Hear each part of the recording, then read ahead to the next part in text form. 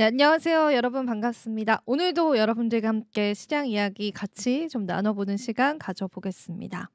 오늘은 시황은 잠깐만 보고요. 그리고 그 이후에 저희가 같이 이야기를 나눠보겠습니다.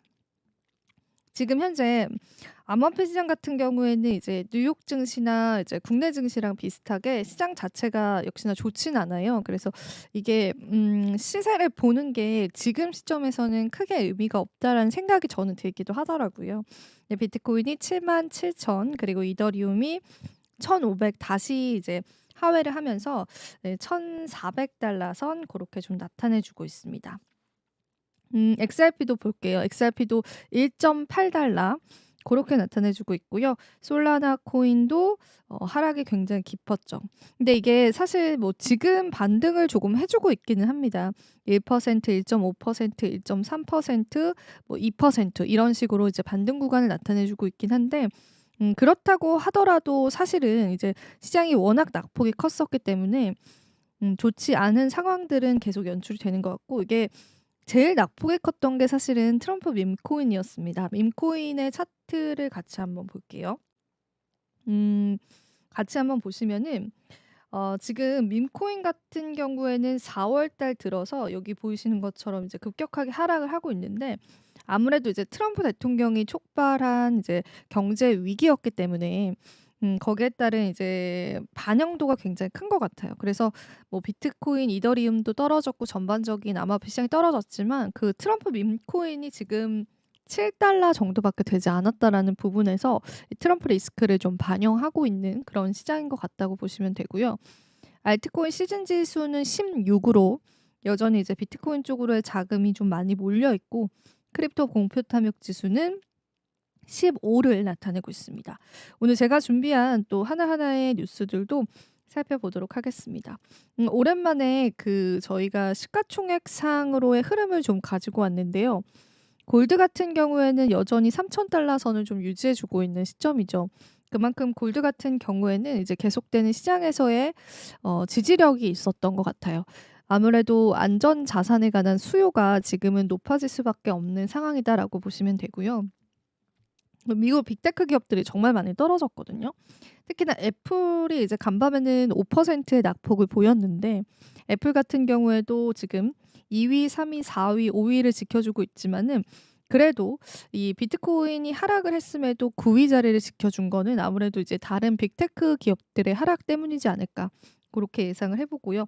사우디 아람코도 현재는 8위를 나타내고 있다라는 게 지금 확인이 되는 시점입니다. 그래서 전반적으로 시장의 흐름들 저랑 같이 살펴보셨고, 뉴스도 하나하나 좀 팔로우를 해보겠습니다. 오늘 첫 번째로 다룰 헤드라인인데요. 트럼프 증시 폭락에 따라서 이제 월가 투자자들도 호소를 하고 있는데 이게 이제 묵살당하고 있다, 그런 이야기가 좀 나와서 그 내용을 좀 자세히 말씀을 드려볼까 해요.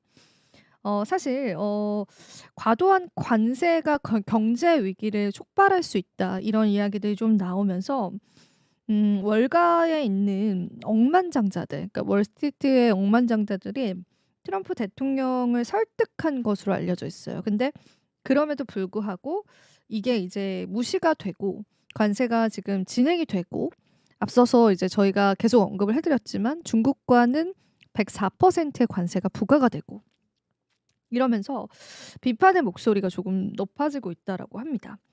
사실 이 미국의 기업의 거물들이요, 이 트럼프 대통령의 마음을 조금 잠재우기 위해서 전화를 하거나 뭐 SNS, 소셜 미디어를 통해서 본인의 의견을 피력을 하거나 혹은 주주 서한까지도 보냈다고 하는데, 그럼에도 불구하고 트럼프 대통령은 이 관세에 관해서 강경한 정책들을 계속 유지해 오고 있습니다.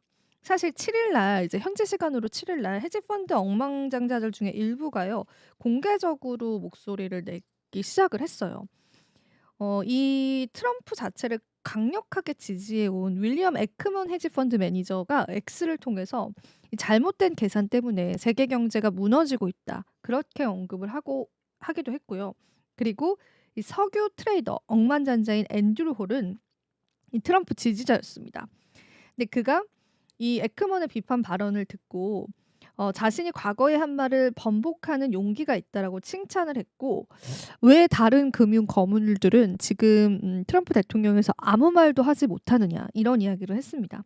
그러니까 생각보다 월가 안에서도 트럼프의 이런 관세 정책이 반응이 그렇게 좋진 않습니다. 왜냐하면 증시가 폭락을 하고 있잖아요. 사실 이 월가 금융인들 같은 경우에는 본인들의 목소리가 무시를 당한다라는 거에 충격을 받을 수밖에 없는 분위기다라고 해요. 사실 트럼프 대통령을 후원했던 이들도 많았거든요. 근데 그들의 이야기까지도 현재는 묵살하고 있다라고 보시면 되겠습니다.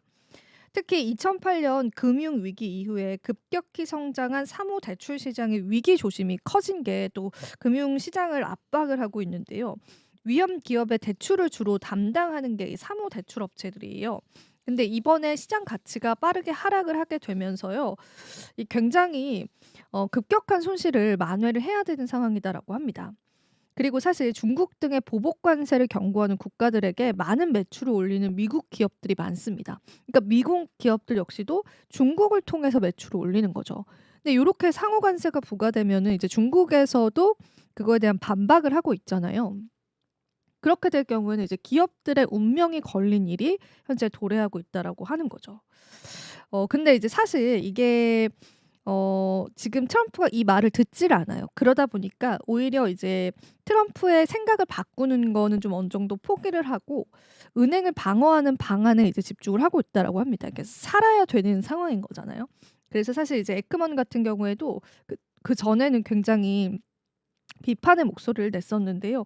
그 이후에 트럼프의 관세 정책을 내가 지지는 하긴 한다. 이제 다만 협상 시간을 주지 않고 추진하면 불필요한 피해를 일으킬 것이라고 써서 비판의 초점을 이 정책 자체에서 운영 방식 자체로 좀 변경하는 모습을 보여주기도 했습니다. 그래서 전반적으로 시장에서는 이런 관세에 관해서 비판적인 목소리가 나오고 있습니다. 그리고 이제 제가 앞서서 말씀드린 것처럼 또 미국 국민들 같은 경우에도 이 투자 자산에 투자하는 경우가 많다 보니까 소비 심리가 위축이 되는 거죠. 그래서 그런 부분들 때문에 지금 우리가 시장에서 기다리고 있는 게 내일일 겁니다. 이제 CPI 지표 3월 달께 발표가 되고 그리고 PPI 그 물가 지표들이 이제 하나도 발표가 되는데 만약에 이제 물론 3월 달 CPI 지표는 관세 반영 이전이다라고 하더라도 그 이후에 나오는 이제 물가 지표들이 계속 안 좋게 나올 경우에 고때 또 한 번 증시가 충격을 받을 수 있거든요. 그래서 과연 이게 옳은 것인가 이런 이야기에 관해서 국민들조차도 최근에는 뭐 다양한 시위도 하고 목소리를 좀 내고 있습니다. 하지만 그럼에도 불구하고 트럼프 대통령은 이 관세 정책을 계속 유지하고 있다라는 게 좀 확인이 되는 시점입니다. 요게 이제 오늘 시장에서 큰 화두가 됐었죠. 트럼프가 중국에 104% 관세를 강행을 했고 한국과 일본과는 뭐 협상의 여지가 있다 요렇게 얘기했는데 요것도 사실은 일반적으로 보편적으로 부과하는 관세는 이제 그대로 갈 것 같고 이제 어떤 거를 내놓아야지 어느 정도의 협의가 이제 들어갈 것 같아서 쉽지는 않아 보이고 우리나라 같은 경우에는 지도자 공백 사태이기 때문에 이 부분에 따라서 뭐 권한대행 측의 스탠스가 있긴 하지만 그래도 조금 일본보다는 협상에서는 좀 어렵지 않을까. 근데 이제 트럼프 대통령이 간밤에 이런 얘기를 했더라고요. 일본은 본인들의 관세 정책에 관해서 불만의 의견을 표출하지 않아서 너무 마음에 든다 이런 식으로 이야기를 하면서 이제 충분히 협상에 그런 여지가 있다 그렇게 이야기를 했고 그 스콧 베센트 재무장관 자체는 이제 뭐 여러 국가들에게 공통적으로 이제 트럼프 대통령이 관세에 관해서 협상의 여지가 있긴 하다 요렇게도 언급을 하기도 했었는데 사실 요건 이제 트럼프 대통령이 직접 한 말은 아니다 보니까 우리가 또 모르는 것 같아요. 그래서 얼마나 내어 주어야지 이제 협상이 될지 그렇게 이제 불안감이 많아지는 것 같고 이게 이제 타임라인적으로 보자면은 이제 뉴욕 증시가 급락을 한 거는 이제 관세를 부과를 하겠다 그렇게 이제 하면서 뉴욕 증시도 급락을 했는데 이게 먼저 이제 백악관 대변인인 캐롤라인 레빗이 우리는 이제 중국의 104의 관세를 부과를 할 거다 요렇게 이야기를 했고 미국 현지 시간으로는 이제 늦은 밤이었을 것 같아요. 한국 시간으로는 오후 1 시에 행정명령에 직접 이렇게 서명을 했습니다. 그래서 고게 이제 외신 속보로 나왔었는데 그렇게 되면서 위안화 가치가 급격하게 절하가 됐어요. 근데 이제 위안화 가격이 꺾였다라는 거는 원화에도 분명히 영향을 줬죠. 왜냐하면 이제 트레이더들 이제 해외 알비들 입장에서는 일단 '아시아 증시 피하고 보자.' 요런 이제 론들이 나왔기 때문에 그 위안화가 꺾이면서 이제 원달러 환율 오늘 급격하게 상승한 거 다들 확인하셨을 거예요. 그래서 지금 뭐 환율적인 상황도 좀 좋지 않은 상황이 연출이 되고 있어서 지금은 미국과 중국이 협상을 하는 게 이제 가장 중요한 것 같습니다. 왜냐하면 이제 다른 국가들과 뭐 예를 들면은 캐나다와 멕시코와의 관세 이슈가 있었을 때 증시 폭락보다 중국 쪽이랑 이슈가 있었을 때 그 증시 폭락과 환율 상황이 더 안 좋았거든요. 물론 캐나다, 멕시코 때도 이제 충격은 있었습니다. 그래서 이제 중국과 빨리 이제 어느 정도의 협의점을 도달하는 게 좋아 보이는데 이제 중국은 지금도 강경해요. 그러니까 여러 가지 농산물에 관한 수출 제한, 그리고 희토류와 같은 희귀금속에 관한 수출 제한, 그리고 이제 추가적으로 또 다른 카드를 쓰고 있는데 그것도 이따 같이 여러분들과 이야기해 보겠습니다. 요거는 이제 재밌는 기사가 나와서 같이 이야기를 해 볼까 해서 가지고 왔습니다. 채권 시장 괴담이 지금 돌고 있습니다. 레버리지 거래가 붕괴됐고요. 2020년 팬데믹 사태 재현에 관한 우려가 확산되고 있다고 합니다. 레버리지는 이제 조금 더 이제 큰 게 베팅을 한 거잖아요. 근데 고게 붕괴가 되면서 금융시장이 팬데믹 때까지도 재현될 가능성이 있다고 하는데 어떤 내용인지 한번 볼게요. 미국 채권 시장에서 2020년 팬데믹 당시의 공포가 다시 고개를 들고 있습니다. 헤지 펀드들이 주로 쓰는 수조 달러 규모의 베이시스 트레이드 붕괴 조짐을 보이고 있다는 것인데 이 재무부가 대량의 국채 발행을 또 지금 진행하고 있어요. 그러니까 재무부 측에서도 국채가 이제 발행을 해야 되는 상황에서 이제 국채에 관한 수익률도 좋지 않은 거죠. 연준이 시장 붕괴를 막기 위해서 개입을 또 할 수 있다. 그런 이야기가 들고 있는데 이 채권 시장 관계자들에 따르면은 이 장기 채권 수익률 상승이 심상치 않다는 지적이 나와요. 근데 이게 제가 앞서서 언급해 드렸었던 이 중국의 관세 이야기가 또 연결이 됩니다. 10년 만기의 국채는 사흘째 0.13포인트 올랐는데요. 30년 만기 국채는 지난주 최저치 대비해서 60 베이시스 포인트가 급등을 했습니다. 장기 채권 수익률이 상승을 하는 거는 월가에서 가장 인기 있었던 국채 매수와 스왑 매도 전략이 무너지고 있기 때문이라고 분석을 했고요. 국채 현물과 국채 선물의 가격 차이를 이제 활용한 베이스 트레이드도 문제가 됩니다. 요거 비슷한 원리 때문에 엔킬 트레이드 청산도 있었잖아요. 채권 시장에서 흔한 이 투자 전략이 트럼프 쇼크 이후의 매도 압력과 유동성 부족 속에서 위태롭게 흔들리고 있다는 겁니다. 금리 스왑이 국채보다 강하게 움직이면서 국채와 스왑 사이의 스프레드는 사상 최저 수준으로 좁혀졌고요. 이렇게 될 경우에 헤지 펀드들과 은행들이 포지션을 정리를 하면서 또 발생을 했는데 추가 포지션 정리도 있을 수 있다는 거죠. 사실 이게 그 차이가 좀 벌어져야 여러 가지 같이 베팅을 하면서 그 전략적으로 트레이딩을 할 수가 있는데 요 차이가 거의 없다라고 한다면은 요거에 따라서 이제 트레이더들의 강제 청산이 이루어질 수 있다라는 겁니다. 실제로 여기 보시면은 스파이크 관련해서 같이 보시면 될 텐데요. 이게 10년물 국채고 이게 30년물 국채인데 요거의 이제 차이점들에 관해서 여러분들 좀 집중을 해 보시면 좋을 것 같아요. 그리고 또 추가적으로 요거 같은 경우에는 유동성이 부족을 하게 되면서 월가가 이제 연준 개입이 48시간 내에 가능하다. 요렇게 지금 이야기가 나오고 있고 제가 요거 기사를 가지고 온 게 녹화 시점 기준으로 얼마 되지 않았어요. 그래서 오늘 여러분들 시장을 같이 살펴보시는 게 좋을 것 같고 월가 기관 투자자들이 트럼프 행정부가 채권 투자를 용이하게 규제를 개선해 줄 것을 믿고 금리 노출을 강화해 왔습니다. 그런데 지난주부터 금융시장이 쇼크 상태에 들어가면서 스왑 계약은 늘리는 동시에 현금을 확보하기 위해서 국채를 대량으로 매도하기 시작을 했습니다. 겁니다. 채권 수익률이 급등할 수밖에 없었던 거죠. 자, 그리고 이제 요 채권 수익률 급등한 거에 관해서 이 중국 국채 매도설도 이제 나오고 있어요. 그래서 좀 해석은 좀 헷갈리는데요. 다른 원인 분석도 나오고 이게 트럼프 대통령 무역 전쟁이 스태그플레이션 우려를 키웠다고 보는 그런 시선도 있습니다. 그리고 이제 다른 한쪽은 중국이 미국에 대한 반격으로 국채를 팔고 있다. 요런 이야기도 나오고 있어요. 또 다른 분석은 이 전략 자체가 과도한 레버리지를 기대했기 때문에 결국 터질 수밖에 없었다고 본다. 요렇게 이야기를 하는데 문제가 되는 거는 청산이 너무 빨리 몰리고 있다라는 겁니다. 투자자들이 이제 앞다퉈서 이제 국채를 팔고 이 국채 수익률은 급등을 했고요. 네, 미국 국채간에서 큰 폭의 매도가 나왔다라고 이해를 하시면 되는데 반면에 스왑 금리는 안정적이거나 오히려 하락하면서 그 괴리 자체가 굉장히 좁혀진 상황이다라고 합니다. 현재 거의 모든 만기 구간에서 이 스프레드는 역사상 가장 낮은 수준이다라고 합니다.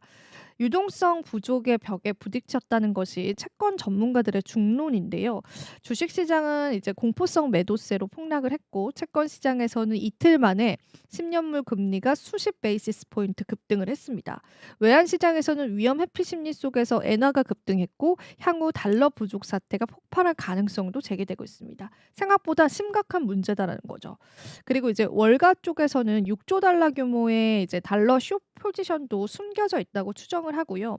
이게 베이시스 트레이드보다 더 큰 잠재적인 수요를 가지고 있다라고 합니다. 그리고 이제 보시면 여기 보시면 스왑 스프레드도 여기 보이실 수가 있죠. 근데 요거를 떠나서 지금 가장 이제 문제가 되는 거는 수요일과 목요일에 10년물과 30년물에 관한 국채 입찰이 예정돼 있거든요. 만약에 이 입찰이 실패가 될 경우에 굉장히 시장이 또 안 좋아질 수 있어요. 그리고 미국은 화요일에 3년 만기 채권 580억 달러를 3.78포인트에 매각을 했고 퍼센트에 매각을 했고 10년 만기 채권이 390억 달러와 30년 만기 채권이 220억 달러가 아직 남아 있다라고 합니다.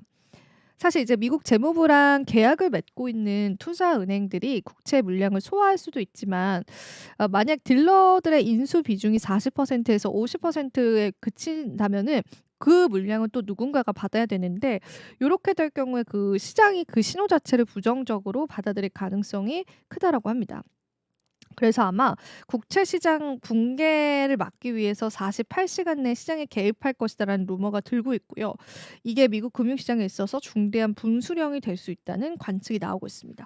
그래서 이게 결과적으로 미국의 국채에 관한 수익률이 지금 보시는 바와 같이 그래프상으로도 보이시죠?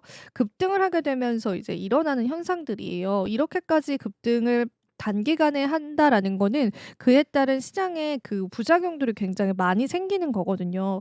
근데 이제 여러 가지 설들을 제가 설명을 해드렸죠. 트레이더들의 그런 이제 레버리지 관련한 물량도 이야기를 같이 들었는데 그 중에서 이제 그 미국 국채를 팔고 있다. 중국이 요 설도 굉장히 많이 이야기가 나와요. 사실 이제 마켓워치에서 처음에 이제 4월 7일 날 그 미국채 수익률이 급격하게 올라갔을 때 중국 이야기를 하지 않았는데 이제 일부 트레이더들이 급하게 이제 매각을 했다 요런 이야기를 하고 있는 상황인데 사실 이제 중국 같은 경우에는 이제 미국의 국채를 일본 다음으로 많이 갖고 있어요. 물론 이제 최근에는 예전에 국채를 엄청 사들였던 거를 팔면서 금을 이제 매수하는 전략을 보여주긴 했었는데 그래도 많이 가지고 있어요. 근데 이제 아까 말씀드렸다시피 이제 미국에 관한 이제 무역 전쟁, 관세 전쟁에서 중국이 쓸 수 있는 카드는 다양하게 있죠. 농산물 그리고 뭐 희토리와 같은 희귀 금속도 있겠지만 요런 국채 매각도 있을 수가 있습니다. 실제로 지금 1시였죠. 이제 한국 시간으로 오후 1시에 104% 관세 서명을 이제 트럼프가 했고 그게 이제 발효가 됐습니다. 1시 좀 전에 서명을 하고 이제 1시부터 발효가 됐는데 그때 바로 중국이 하나로 한 74조 원 정도의 미국 국채를 팔아버렸어요. 그래서 그게 이제 트레이더들 SNS에 올라오더라고요. 미국채가 또 올라가고 있다. 그래서 사실 이제 요렇게 되면은 지금 이게 국채 수익률 그러니까 이자율이 높다라는 거는 이제 지금 트럼프가 뭐 미국의 부채가 많고 미국의 부채 이자가 많아서 증시를 일부러 떨어뜨리면서 미국에 있는 국채 수익률을 낮추려고 한다. 그리고 실제로 낮아지기도 했습니다. 이제 요런 이제 어떤 그의 숨은 의도 이런 게 이제 월가에서 많이 이야기가 나왔었는데 그거를 이제 중국 쪽에서도 모를 리가 없겠죠. 그래서 그냥 미국의 국채를 큰 폭으로, 그러니까 대량 70조 원 넘는 금액이면 큰 금액이잖아요. 그거를 이제 빠르게 매도를 하면서 빠르게 이제 국채 수익률을 늘려 버려서 미국의 부채에 관한 이자율에 부담을 좀 주는 전략을 계속 쓸 수가 있습니다. 물론 이제 지금 가지고 있는 거 대비해서 엄청 많이 판 건 아니지만은 요 카드는 이제 계속 쓸 수 있을 것 같아요. 근데 그렇게 되면은 미국은 또 이 국채 수익률 부담에 관한 걸 또 안고 가서 미국 쪽에서 또 풀어야 될 숙제가 계속 나오는 겁니다. 그래서 서로 누가 포기하냐 이런 정도의 전략들을 이제 계속 쓰고 있다라고 보시면 되고, 요거 역시도 이제 월가에서는 이제 많은 가능성이 있는 설이다, 그렇게 보고 있어요. 그래서 국채 수익률이 다시금 좀 중요해졌습니다. 그래서 이제 중국의 미국채 매각에 관해서도 여러분들 관심을 가져보시면서 관세 정책과 관세 전쟁과 그 같은 맥락에서 살펴보시면 좋지 않을까 싶어서 오늘 그 이야기도 함께 나눠봤습니다. 자, 그리고 이제 암호화폐 몇 가지 뉴스도 좀 전해드릴게요. 그 이더리움이 지금 1,400달러 선을 좀 나타내고 있는 시점인데요. 이 트럼프 대통령의 가문이 진행하는 디파이 프로젝트 월드 리버티 파이낸셜 재단이 대규모 이더리움 매도를 진행했을 가능성이 있다라고 그렇게 전해졌습니다. 이게 이제 로곤체인이라고 하는 SNS 그 여러분들이 팔로우하실 수가 있어요. 트위터 X를 통해서요. 근데 이제 이 디파이 프로젝트 월드 리버티 파이낸셜 재단이 대규모의 이더리움 매도를 진행했을 수 있다라는 정황이 좀 전해졌고요. 온체인 분석 플랫폼인 룩 온체인은 이제 보고서를 통해서 이 월드 리버티 파이낸셜과 이제 관련이 되어 있는 것처럼 보이는 월렛이 이더리움 약 5,471개를 매도했다고 전해오기도 했습니다. 월드 리버티 파이낸셜은 이제 트럼프 대통령 가문이 이제 진행하고 있는 재단이죠. 근데 이제 제가 일전에도 이쪽에 관한 포트폴리오를 보여드리면서 그 이더리움을 굉장히 많이 보유하고 있다, 그런 말씀을 해드렸었는데 실제로 이제 그 가지고 있던 이더리움 매도에 관한 이야기가 좀 나왔습니다. 그래서 사실은 이제 이더리움 보유자분들은 그런 월드 리버티 파이낸셜의 포트폴리오를 보시면서도 어느 정도 그냥 마음의 위안을 많이 삼으셨을 것 같아요. 그래도 이제 이쪽도 손실을 보고 있구나, 그런 이제 공감대가 좀 있기는 했었죠. 근데 이게 만약에 매도가 사실이다라고 한다면은 뭐 이더리움에게는 좀 악재가 될 수 있을 것 같습니다. 사실 이제 한화로 693억 원 이제 취임과 동시에 이더리움을 매수를 했는데, 만약에 이 재단이 9일 날 이더리움을 매도했다면 큰 손해를 감소했을 것으로 보입니다. 근데 그럼에도 불구하고 매도를 한 이유가 분명히 있지 않을까 싶어요. 그래서 이 이더리움은 이제 월드 리버티 파이낸셜 재단이 매수했을 당시에 요 평균 구매가가 3,259달러입니다. 그러니까 요게 이제 지금 대비해서 굉장히 큰 폭으로 내려간 거고, 아마 대부분의 투자자분들이 3,000달러 선도 저평가되어 있다라는 이야기가 시장에 많았기 때문에 요 가격대에 많이들 사셨을 것 같아요. 근데 이제 만약에 이게 사실이다라고 한다면은 그 이더리움에 관한 매도 가격이 1,465달러 정도라고 해요. 그래서 요거를 고려를 했을 때 재단 측에서는 약 65%의 손해를 겪게 된다고 합니다. 그래서 사실상 이 이더리움 같은 경우에는 그 트럼프의 재단이 만약에 매각을 했다라고 한다면 과연 어떤 고래가 이더리움의 물량을 또 받아줄 수 있을 것인가에 관해서도 우리가 좀 고민을 해봐야 될 것 같습니다. 그래서 시장의 악재로 여러분들 같이 파악을 해보시면 좋겠습니다. 네, 이렇게 제가 또 오늘 암호화폐 시장 이야기 같이 나눠봤는데요. 자, 오늘 또 시장에 다양한 이야기들이 좀 있었습니다. 일단 관세에 관한 리스크들이 해소가 되는 게 우리 시장을 긍정적으로 바라볼 수 있는 첫 번째 신호가 된 것 같습니다. 참고 잘 해보시길 바라고요. 저는 오늘 여기서 인사드려보겠습니다. 시청해주신 여러분 고맙습니다.